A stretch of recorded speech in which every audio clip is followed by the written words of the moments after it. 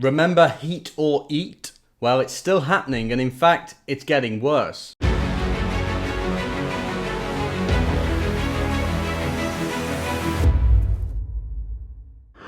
You may remember the idea of heat or eat. It was something that we saw in the newspapers maybe 10 years ago, and it's stayed around ever since because it's still there, and it was a scandal that our older generation were facing a heat or eat struggle during the winters. They didn't have enough money to pay for both food and heating, and as a result, pensioners across the country were dying. They were freezing to death and starving to death, which is something you of course don't expect in a first world country, but regardless, it happened. It was a huge scandal. And while this still happens, it's a tragedy that our government can't really do anything about because it seems that their financial priorities are elsewhere. Meanwhile, the older generations, the people that fought for and built this country, are left to die in their own homes.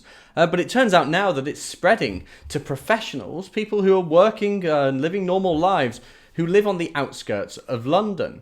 The Guardian reports on this. Low-income tenants in the private rented sector face a heat, eat or pay rent problem because housing benefit rates have failed to keep up with the soaring cost of accommodation, a study has found.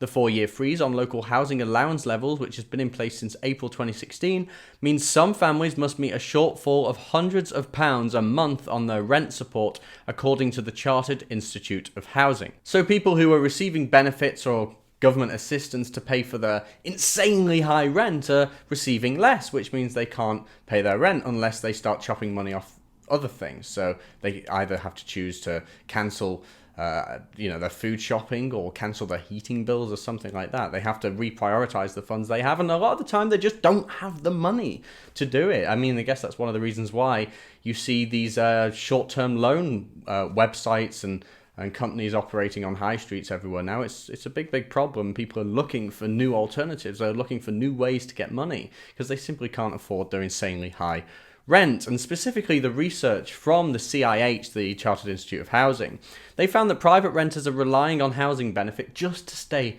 afloat, with the problem being that most noticeably, this is happening surrounding London. Of course, there's problems in London that I've talked about before. The percentage of poverty in London, specifically children living in poverty, is sky high, and we should actually touch on that.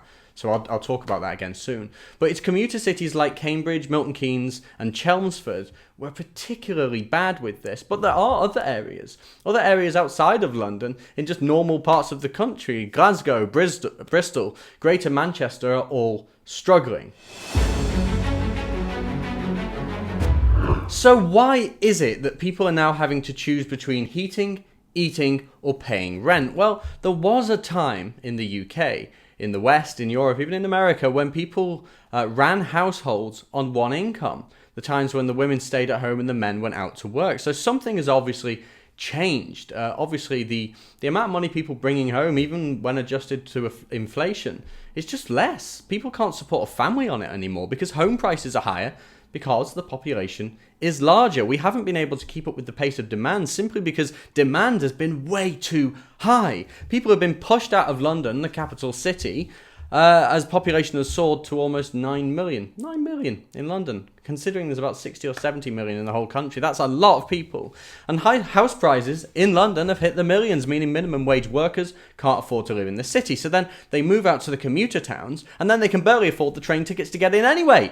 Which is why these people living in the commuter belts surrounding London are struggling to pay their rent, to eat, or to pay their heating bills because the housing allowance has decreased. Is it any wonder these people are having to choose between food and heating?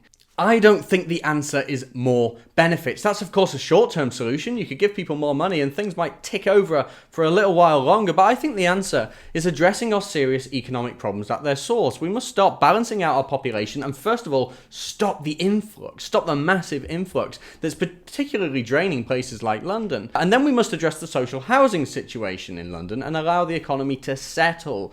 Allow it to calibrate with a new base population that doesn't change rapidly every month. And then when house prices go down, London will once again have a working population, a working class population that don't have to struggle just to live.